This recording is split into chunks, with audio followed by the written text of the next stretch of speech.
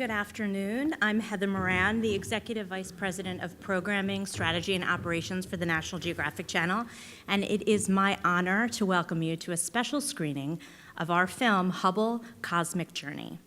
I want to extend a sincere thank you to Senator Barbara Mikulski and her staff for hosting and organizing this afternoon's event with us.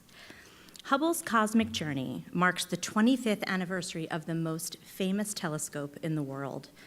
Narrated by our great friend and partner, Neil deGrasse Tyson, the film celebrates not only the innovative telescope itself, but also the innovative men and women who brought NASA's most successful science project ever to life. On April 24th, 1990, the Hubble telescope was launched into orbit, and with it, our wildest imaginations of what it would reveal about our universe.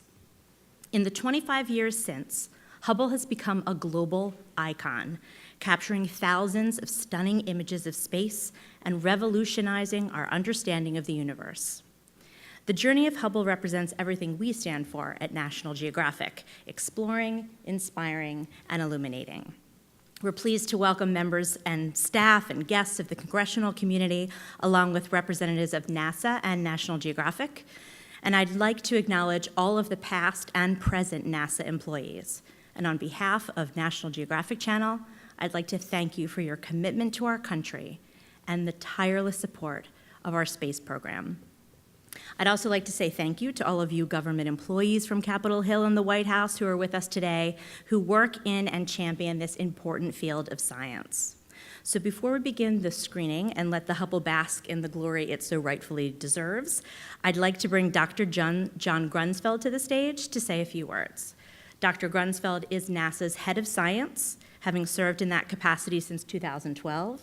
He's a nearly 23-year veteran of the astronaut program, has logged 58 days in space on his shuttle missions, and 58 hours and 30 minutes of spacewalk time. We are honored to have him here this afternoon. Dr. Grunsfeld.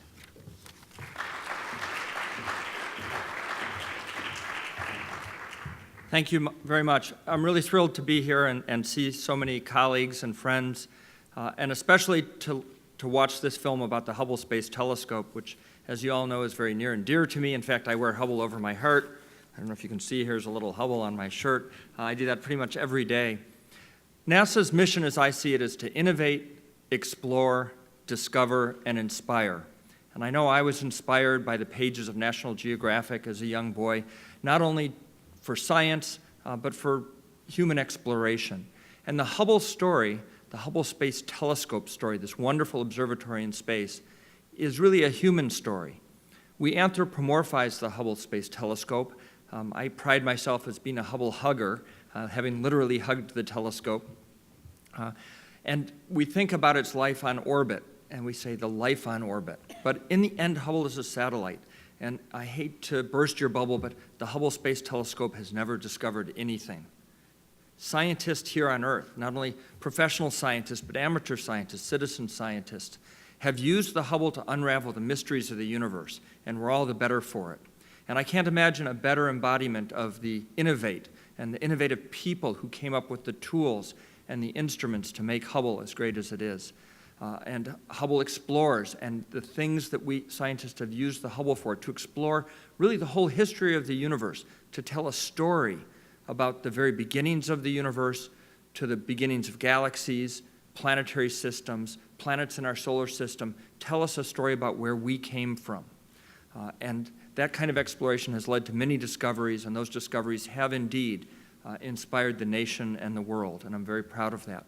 And the Hubble team is not just the team of scientists, engineers, support staff at the NASA centers, at our contractors, but it's a team that includes Congress as well. And we certainly could not have done Hubble without the almost unnerving support of members of Congress to continue to push NASA, to make sure we got through the hurdles, to use the waxing and waning public support at times of these large federal projects.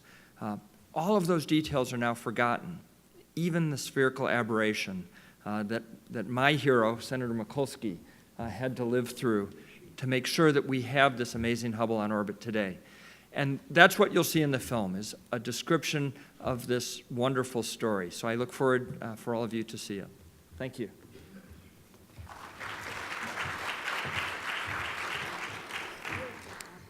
And finally, I would like to invite Senator Mikulski to say a few words as well. As Vice Chairwoman of the Senate Appropriations Committee and the committee, the Commerce, Justice, Science Appropriations Subcommittee, I would like you all to say that 3 times real fast and see what happens. Senator Barbara Mikulski has played a central role in the mission of the Hubble Space Telescope. Senator Mikulski.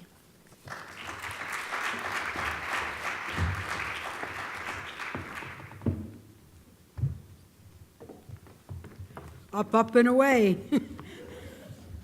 Good afternoon, everybody. I'm so excited to be showing you the National Geographic important show called Hubble's Cosmic Journey. And I'd like to thank the producer, Christopher Riley, and Heather for your work on this, and National Geographic itself.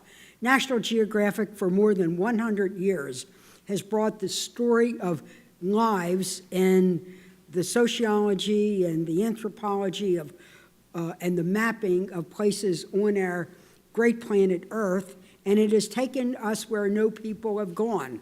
We've been in an avatar, and we've plunged the depths of the ocean, and we've also seen what our space telescope does. And today, in real live film, you're going to hear a great documentary at Hubble. But National Geographic, of course, as geographers, have shown us the maps of our own planet. The great thing about Hubble is it shows us the map of the universe. And that's what's so exciting about the Hubble. For me, I never thought I'd be crazy about a telescope. I knew I'd be crazy about a lot of things. I liked people. I liked having a convertible when I was young, and so on. But fighting so hard for a telescope. But I will tell you, this Hubble telescope is the greatest tool, the greatest telescope since Galileo invented the first one. And here on our 25th anniversary, it's hard to believe that we've made it this far. It wasn't always this easy.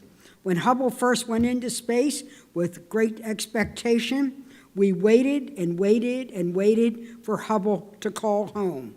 Well, they didn't call home, and I remember standing up on the Senate floor and saying, is this a great telescope or is this a great techno-turkey? Well, we went to work, and thanks to the bipartisan efforts of Senator Jake Garn, a Republican from Utah, and myself, with a lot of advice from John Glenn, and what you needed to know that Jake Garn was also an astronaut senator, as was John Glenn. And we decided to put together a bipartisan coalition, and we spent $600 million to fix the spherical problem, otherwise known, he said, spherical problem, others said a mirror, and I said the most expensive contact lens in universe history. Well, I remember when the Hubble went up to be repaired, and it was so important for our astronauts to be able to do it.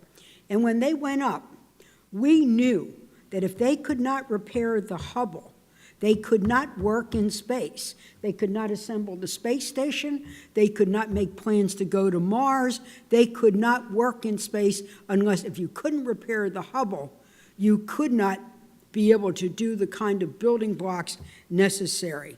Well, it was a success. Almost after 4 years of the initial Hubble launch, those images started coming back, and we saw the great cosmic fireworks that we have come to know about the Hubble, and we knew the trouble with Hubble was over. And look at what it's done. First of all, Hubble constantly rewrites astronomy textbooks. It's revealed the age of the universe to be 13 to 14 billion years. It's looked at over 38,000 objects, and it's already made a millionth of its observations. Hubble is also a frequent flyer.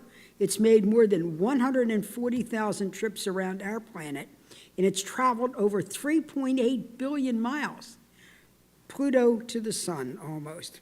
Hubble is also an educator and an ambassador because we give the information gleaned from the Hubble observations to the world. When there was the possibility that the final mission to repair Hubble was going to be canceled, school children all over America started a Save the Hubble campaign. We even got a collection of funds from school children in Australia because they had loved the Hubble so much. So we were able to save the Hubble. But what the Hubble has done has just been phenomenal. It's told us stories of the universe we would have never known. And it has given us information in science and discovery that would have never been done. Hubble happened because of the great astronauts who were willing to repair it, because of the great work at the Goddard Space Flight Center and the Space Telescope Science Institute, scientists, engineers, technicians, but also the little people who supported it, cafeteria workers, administrators, custodial staff. If you come with me to the Space Telescope Institute at the Hubble or over at Goddard, you talk to the people who keep those institutions going, and they feel that they keep Hubble going. And out of that, they're so proud of what they do, and I'm proud of it. I've said on other occasions, a rich nation can build a space telescope, but it is a great nation that gives its information to the world. So scientists and school children in South Baltimore, South Dakota, or South Africa can use the Hubble, and they can use it every single day. And thanks to the dedicated staff at the Hubble and working on the Hubble, like Dr. Ed Weiler, who was worked so hard on the Hubble, worked with the Smithsonian Institute, and for $75,000, they actually put together, working with the National Federation of the Blind and the Smithsonian, a textbook for blind children to be able to know astronomy, using Braille to show the great images of the Hubble. Those children could touch the book, and the book was called Touch the Invisible Sky. Now you tell me, any country that can take Nobel Prize winners with them as they peer at the universe and take blind children with them as they use their Braille book to touch the invisible sky. So that's why I love the Hubble. That's why I love the astronauts. We love everybody who's been involved with it. And I will really love the ability to keep Hubble going for another 25 years. So God bless all of you, and may the force continue to be with Hubble and all of us.